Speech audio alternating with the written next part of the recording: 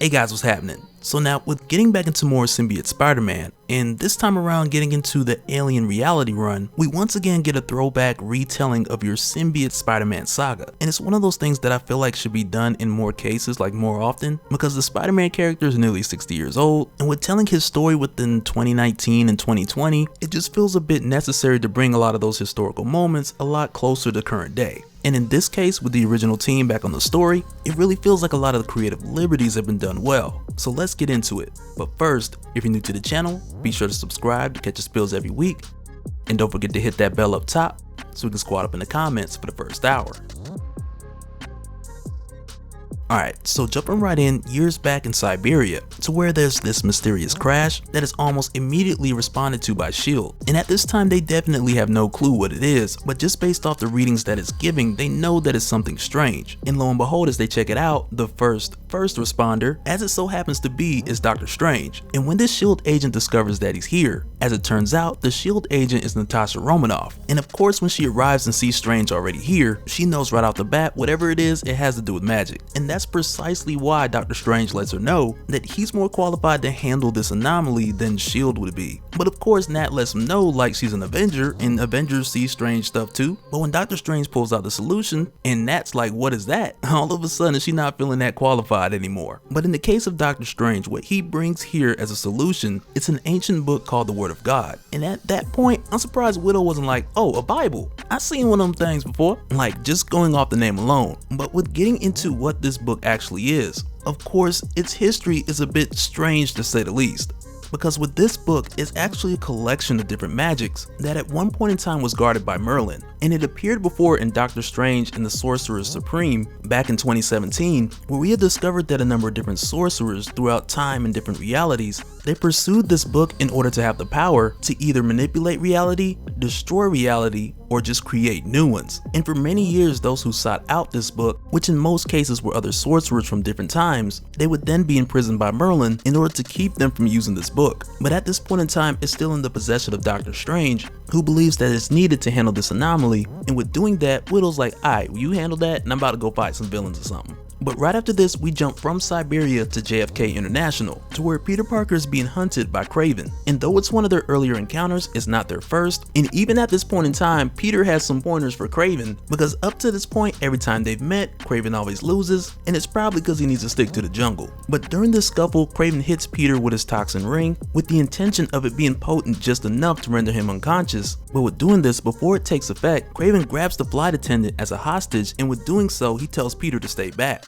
But when this happens, Peter doesn't hear Kraven say that. And when Peter approaches Kraven, to Kraven it almost appears as if someone else is within the suit. And like in the blink of an eye when Peter yokes him up, Kraven is wearing a completely different fit. And Peter's choking him up like, what the hell are you wearing? Like, what's up with the Fashion Nova Safari collection? But not only that, the flight attendant is like, let him go, Kraven's a hero. And at this point, I'm sure Peter's thinking like, the 70s were great, but now I'm paying for it. But as he talks to this Kraven, he lets Peter know, like, hey Spider-Man, we just took out this guy who's finna hijack the plane, and the two of them took this guy down just in time. And with falling into this super weird scenario, Peter just plays along with it, kinda like, yeah, oh yeah, that's right. And immediately after, he just gets out of there. Because with everything from the webbing to Kraven changing clothes to the flight attendant, early on Peter knows that something is just off. But when he leaves from the boarding area, and he's trying to figure out at least how to get back to the city to where he can swing from the buildings, and when he looks down, boom, there's the SpiderMobile, which is a super throwback even in this story, because fun fact, it was created back in 1974 in the issues of Amazing Spider-Man, to where at the time, it was compliments of Corona Motors.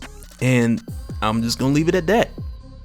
But when Peter hops in, at least to get back to the city, as he makes his way back, on the surface things look as they should, at least for this point in time. But with getting back, his first intention is to at least find someone familiar to figure out what is going on. And when he gets back, the first person he sees is Black Cat, who at this point in time in the Symbiote Spider-Man story is his love interest, Felicia Hardy. So when he sees her at the top of the building, of course he rushes up to get her help to figure out what's going on. But when he gets up there, it ain't Felicia, but instead it's Natasha Romanoff as Black Cat. And when she sees him and she's like, what's wrong? And Peter's like, you know what? Nothing. Everything's normal. So normal. Because, you know, sometimes change, it's a good thing. Because why do we have to have an explanation for every little thing, you know? And of course I'm joking, Peter didn't say that. What kind of Spider-Man you think this is? But as it turns out, he immediately recognizes that this is Natasha, and in return she responds to him as Peter and not Spider-Man. And mainly because this version of Natasha knows everything about Peter, much like Felicia, and in this case possibly even more, which in this case gives Peter the strong indication that whatever is going on here, that it is something that is taking effect on a much larger scope than just Kraven having a pocket dimension walk-in closet. And immediately it leads Peter to go and try to find some answers. And as he leaves, the SpiderMobile gets towed, but he good now because he's in the city. And on top of that, if this SpiderMobile is anything like the one he's familiar with, it'll find its way back to him anyway, mainly because of the updates that were given to it by the Tinkerer. But of course, after this, Spider-Man then goes to the first person you would think he would go to at a time like this when things get really strange. But when he goes to the Sanctum Sanctorum and he's greeted by Juan, he then asks for Doctor Strange, but when he does, Juan has never heard of that name. But he does let him know that the Sorcerer Supreme, he isn't in at the moment, but in the meantime, he can speak with his acolyte